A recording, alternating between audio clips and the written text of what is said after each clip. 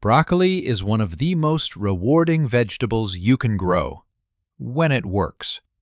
But for many home gardeners, it's a constant source of frustration. The plants look healthy at first, then suddenly bolt into flower before forming heads, or produce tiny, loose florets instead of the big, tight crowns you see in the store. So why does broccoli fail for so many gardeners? The reasons are often hidden below the surface, literally. The first mistake is planting at the wrong time. Broccoli is a cool season crop that thrives in temperatures between 55 degrees Fahrenheit and 75 degrees Fahrenheit.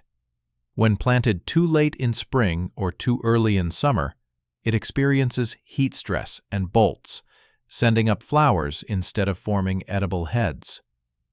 Timing your planting window around your local climate is critical. You want the heads to develop before consistent warm weather arrives. Another common issue is poor soil preparation. Broccoli roots are shallow but wide-spreading, and they demand rich, loose soil full of organic matter. Heavy clay or compacted beds restrict root growth, leading to stunted plants. Without enough nutrients and air circulation in the soil, broccoli simply can't develop strong stems or dense heads. Then there's the problem of imbalanced soil pH and fertility. Broccoli prefers slightly acidic soil, around 6.0 to 6.8. If your soil is too acidic or alkaline, essential minerals like calcium and magnesium become unavailable, causing yellow leaves and poor head formation. Many gardeners skip soil testing altogether, but that's the first and most crucial step to success. Finally, inconsistent watering and pests often ruin otherwise healthy crops. Broccoli needs steady moisture, not soggy soil or long dry spells. And pests like cabbage worms can devastate plants overnight if left unchecked. In short, broccoli doesn't fail because it's hard to grow. It fails because most people plant it without truly preparing the soil, the timing, and the environment it needs. Once you understand what broccoli wants, success becomes almost effortless. If you want strong, productive broccoli plants, you need to start from the ground up, literally. The secret to a healthy harvest lies in understanding how broccoli's roots grow and what they need to thrive. Many gardeners focus on the visible parts of the plant, leaves, stems, and heads, but it's the hidden root system that determines how well your broccoli will perform. Broccoli belongs to the Brassica family, which includes cabbage, cauliflower, and kale. Like its relatives, broccoli has a fibrous, shallow root system that spreads horizontally rather than deep into the soil.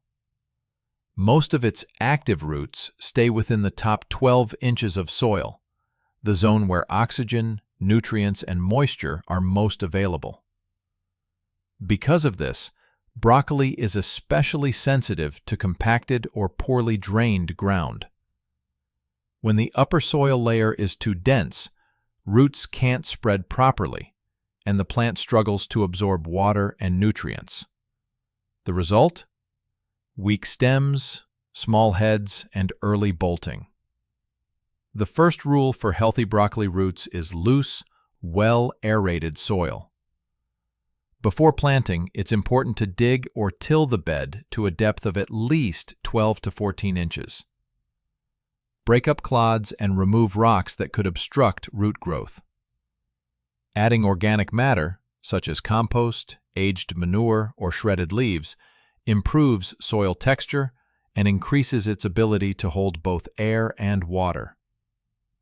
This step creates a living sponge for your broccoli roots, giving them the perfect balance of drainage and moisture retention. Next, consider nutrient balance and microbial life. Broccoli is a heavy feeder and pulls a lot of nitrogen, phosphorus, and calcium from the soil. But nutrients alone aren't enough. The roots need beneficial microbes to make those nutrients available. Adding compost or a microbial inoculant encourages bacteria and fungi that help break down organic matter and feed your plants naturally.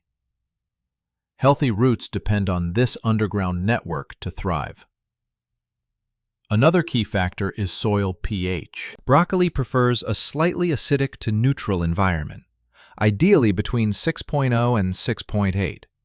When the pH drifts outside this range, the plant's roots can't access certain minerals, even if they're present in the soil. You can test your soil easily with a digital pH meter or test kit. If it's too acidic, mix in garden lime. If it's too alkaline, add composted manure or elemental sulfur to bring it back into balance. Finally, remember that root temperature and moisture go hand in hand. Because broccoli's roots stay near the surface, they dry out faster than deep-rooted crops. Mulching with straw, shredded leaves, or compost helps regulate temperature and reduce evaporation. This keeps the roots consistently moist, cool, and active, exactly what broccoli loves. When you understand how broccoli roots behave, you can shape your soil to meet their needs. Loosen it deeply, feed it naturally, keep it balanced, and protect it from drying out. Do this, and your broccoli won't just grow, it will thrive, rewarding you with strong plants and abundant, flavorful heads. Here's the truth that separates average broccoli growers from great ones. Most gardeners skip the single step that makes all the difference: soil conditioning. Long before you set a seedling into the ground, the soil needs to be alive, balanced, and ready to support growth. Think of it as building a strong foundation before you build the house. Without that preparation, even the healthiest seedlings can struggle and fail. Soil conditioning isn't just about adding fertilizer. It's about creating an environment where nutrients, microbes, and moisture work together to feed your broccoli naturally. The first thing to check is soil pH, because broccoli is extremely sensitive to it. The ideal range is between 6.0 and 6.8, slightly acidic but close to neutral. Within that range, essential nutrients like calcium, nitrogen, and magnesium are easily available. When the pH drifts too far in either direction, those nutrients get locked away. To balance pH, start by testing your soil with a simple meter or test kit. If it's too acidic, below 6.0, mix in crushed eggshells, dolomitic lime, or wood ash. These materials gently raise pH and add calcium. If the soil is too alkaline, above 7.0, add composted manure, peat moss, or elemental sulfur to bring it down. The key is gradual improvement. Extreme changes can shock soil life and hurt root development. Once your pH is in range, it's time to feed the soil, not just the plant. Broccoli is a heavy feeder that demands a consistent supply of nutrients throughout its growth. Mix generous amounts of organic compost or aged manure into the top 10 to 12 inches of soil. Compost improves structure, boosts water retention, and introduces beneficial microbes. These microorganisms break down organic matter into plant-available food and help form a symbiotic relationship with the roots. Another powerful step is activating the soil with compost tea. This simple liquid fertilizer, made by steeping compost in water for 24 to 48 hours, contains millions of beneficial bacteria and fungi. Water your garden bed with compost tea about a week before planting. It wakes up the soil ecosystem and primes the environment for healthy root growth. Finally, consider adding a small amount of rock dust or bone meal. These natural mineral sources restore trace elements like calcium, phosphorus, and magnesium, nutrients that are often missing in depleted soils. Broccoli uses these minerals to form dense, crisp heads and maintain strong cell walls, which help resist pests and diseases. When you're done conditioning, the soil should feel rich, crumbly, and moist, not dry, not sticky, but alive. You'll notice the difference immediately. It smells earthy and fresh, not like plain dirt. This is the kind of soil where broccoli thrives, soil that breathes, drains well, and teems with microbial life. So before you plant, remember this golden rule. Don't rush to get seedlings in the ground. Prepare the ground for your seedlings. Proper soil conditioning transforms ordinary dirt into a living system that feeds your plants naturally.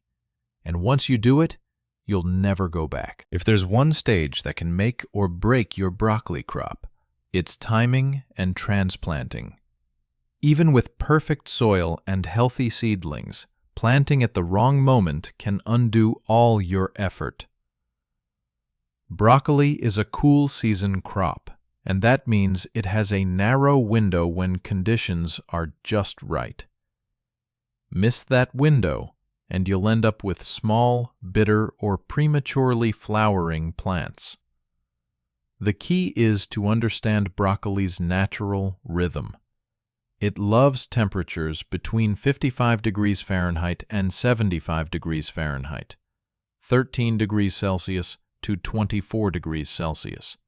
Anything consistently above 80 degrees Fahrenheit triggers stress and causes the plant to bolt, sending up flowers instead of forming a proper head.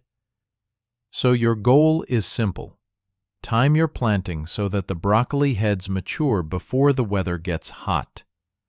In most regions, that means starting seeds indoors 6 to 8 weeks before your last frost date and transplanting them outside 2 to 3 weeks before that date, once the soil can be worked. For a fall crop, start seeds in midsummer and transplant seedlings in late summer, about 10 weeks before the first expected frost. The cooler nights and shorter days of early fall create perfect conditions for tight, sweet heads. Before transplanting, you'll want to harden off your seedlings. This step helps them adjust from the gentle conditions indoors or in a greenhouse to the real-world elements of wind, sun, and temperature swings. Begin by setting them outside for a few hours each day in partial shade, gradually increasing exposure over 7 to 10 days. Hardened seedlings are sturdier, less stressed, and far more likely to thrive once planted. When your seedlings have 4 to 5 true leaves and a strong root ball, they're ready. Transplant them on a cool, cloudy day if possible, or in the late afternoon, to avoid heat stress. Space each plant about 18 inches apart, with rows 24 inches apart. Broccoli needs room for airflow and root expansion, and crowded plants compete for light and nutrients. Before placing each seedling, dig a hole deep enough to cover the root ball completely, then water the hole first. This ensures moisture reaches the roots right away. Once planted, water again thoroughly to settle the soil around the roots. Now comes a crucial step that many gardeners overlook: mulching. Spread a 2 to 3 inch layer of straw, shredded leaves, or compost around the base of each plant. Mulch does more than make your garden look tidy. It keeps the soil cool, prevents moisture loss, and blocks weeds. For a shallow-rooted crop like broccoli, mulch is your best defense against heat stress and uneven watering. After transplanting, check the soil daily for the first week. If the top inch feels dry, water gently but deeply. Within days, your broccoli should perk up, showing new growth and vibrant green color. Timing and transplanting correctly may seem like a small detail, but it's the difference between plants that struggle and plants that thrive. When you match your broccoli's rhythm to the season and handle those young seedlings with care, the results are nothing short of amazing. Once your broccoli seedlings are safely in the ground, the real work begins.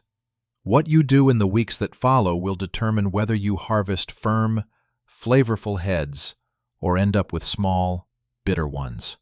Broccoli is a hungry, thirsty, and sometimes temperamental crop, but with the right aftercare routine, it rewards you generously. The first and most important rule is consistent watering. Broccoli's shallow roots can't handle long dry spells or soggy conditions. You want steady, deep moisture, about 1 to 1.5 inches of water per week, depending on your climate. The best method is to water at the soil level, not overhead. Wet leaves invite fungal diseases like downy mildew and black rot. Instead, use a watering can with a long spout or a drip irrigation system to target the base of the plant. A thick layer of mulch will help maintain even soil moisture and temperature. Next comes feeding. Broccoli is a heavy feeder and needs a steady supply of nutrients to keep producing large, tight heads. 2 weeks after transplanting, apply an organic fertilizer, something balanced like 10-10-10 or a compost-based liquid feed. Repeat every 10 to 14 days. Compost tea or seaweed extract also works beautifully, boosting both nutrition and beneficial microbial life in the soil. Just avoid overfeeding with high nitrogen fertilizers, which can cause excessive leaf growth at the expense of the head. Then there's the battle every gardener faces: pests. Cabbage worms, aphids, and flea beetles are common enemies of broccoli. The most effective, non-toxic solution is prevention. As soon as you transplant your seedlings, cover the bed with lightweight row covers to keep moths from laying eggs on the leaves. Check the undersides of leaves regularly for signs of damage or pests. If you spot small green worms, remove them by hand or spray with a gentle neem oil solution. Healthy plants grown in well-conditioned soil are naturally more resilient, but staying vigilant is key. Broccoli also benefits from careful pruning and monitoring. Remove any damaged or yellowing leaves to improve airflow and reduce the risk of disease. Keep the bed free from weeds that compete for water and nutrients. Every few weeks, lightly cultivate the soil around the base to prevent crusting and promote oxygen flow to the roots. Lastly, don't forget about temperature management. If unexpected heat waves hit, use shade cloths during the hottest hours of the day. Broccoli that stays cool grows denser heads with better flavor. Conversely, in cooler climates, a simple hoop tunnel can help trap warmth and extend the growing season. When you combine all these habits, steady watering, balanced feeding, pest prevention, and temperature control, you create the perfect environment for broccoli to thrive. The result isn't just a single harvest, but a continuous cycle of strong, healthy growth. With a consistent aftercare routine, your garden becomes a system that practically takes care of itself, and your broccoli plants will show their gratitude with beautiful, abundant heads. After weeks of careful watering, feeding, and watching your broccoli grow, it's finally time for the most rewarding part: the harvest. But before you reach for your knife, here's the secret that separates beginner gardeners from pros. Never pull out your broccoli plant after the first harvest. Most people think broccoli is a one-and-done crop. They cut the main head, clear the bed, and move on. But experienced gardeners know that the plant still has plenty of life left in it. When you harvest correctly, by cutting just below the crown rather than uprooting the plant, you trigger it to produce side shoots, small secondary heads that keep forming for weeks. These side shoots may be smaller than the central head, but they're tender, flavorful, and perfect for stir-fries or fresh salads. With this simple trick, you can double or even triple your total harvest without planting anything new. Timing your harvest is crucial. Pick the main head when it's firm, compact, and dark green, before the individual florets start to separate or show tiny yellow flowers. If you wait too long, the flavor turns bitter and the texture becomes woody. Use a sharp knife to make a clean diagonal cut about 5 inches below the head. Cutting on an angle prevents rainwater from collecting on the stem, which can lead to rot. After cutting, feed your plants with a light dose of compost tea or organic fertilizer to give them the energy to produce side shoots. Keep watering consistently and remove any damaged leaves to maintain airflow. Within a week or two, you'll see fresh little heads forming at the base of the old stalk. When properly cared for, a single broccoli plant can yield multiple harvests over 2 months or more. It's one of those small gardening secrets that truly changes everything. A reward for patience and good practice. So, remember, when you harvest, don't pull, cut, and let it regrow. Your garden will thank you with an abundance of fresh, homegrown broccoli, long after most gardeners have already called it quits.